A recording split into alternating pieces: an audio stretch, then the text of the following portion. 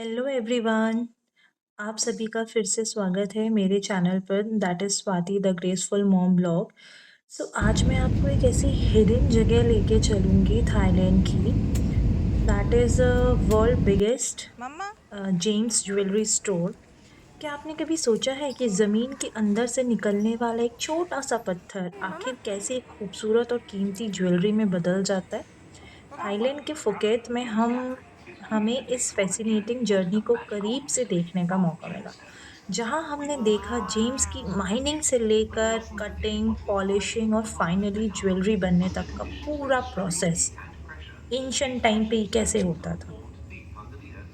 और सबसे खास बात, हम पहुंचे दुनिया के सबसे बड़े जेम्स एंड ज्वेलरी स्टोर में से एक को एक्सप्लोर करने। तो चलिए शुरू करते हैं ये अमेजिंग जर्नी।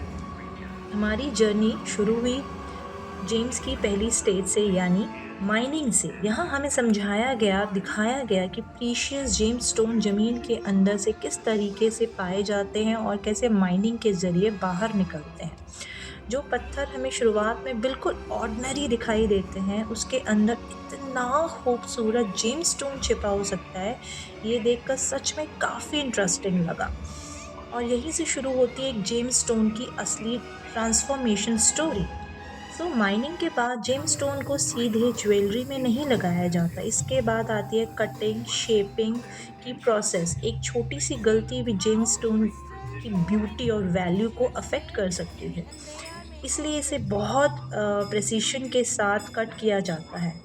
यहाँ हमने देखा कि कैसे एक्सपर्ट्स एक रफ स्टोन को केयरफुली शेप देते हैं, ताकि उसे उसके अंदर की नेचुरल ब्यूटी और चमक बाहर आ सके। ऑनेस्टली इस पूरे प्रोसेस को ना सामने से देखने में हमारे लिए इस ट्रिप का सबसे इंटरेस्टिंग एक्सपीरियंस में से एक था।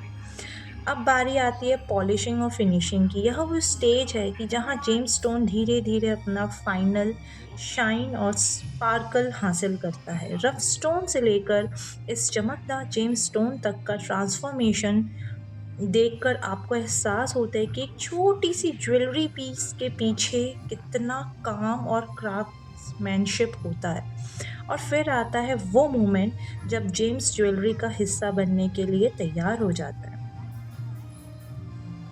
ये जो प्रोसेस है ना गाइस, आप अगर कभी थाईलैंड विजिट करेंगे तो फुकेत में है ये। ऑन द वे हमको पढ़ा मिला था ये, हमारे टूर गाइड ने हमको सजेस्ट किया था कि यहाँ पे जाइएगा, आपको पूरा इन डिटेल देखने को मिलेगा कि कैसे क्राफ्टमैनशिप वर्क करता है एक एक रॉ स्टोन को एक जेम्स प्रीशियस में बदलने के लिए।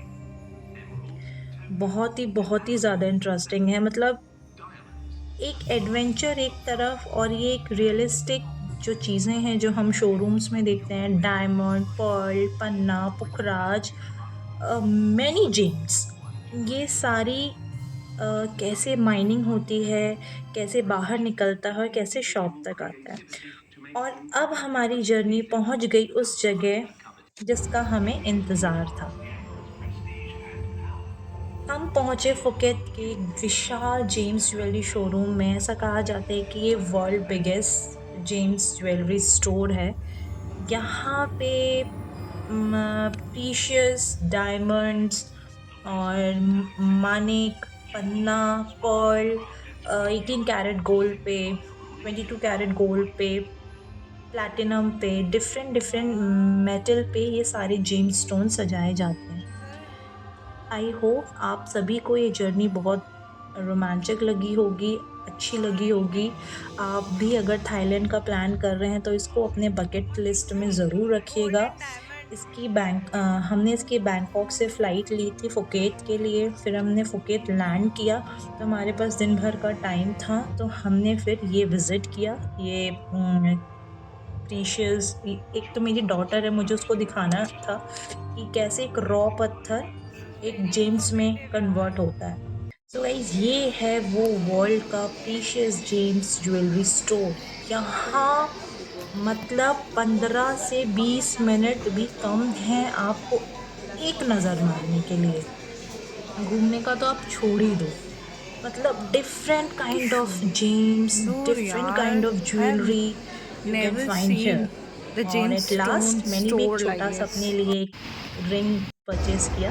Thank you so much for watching my video. Please subscribe करना मत भूलिएगा।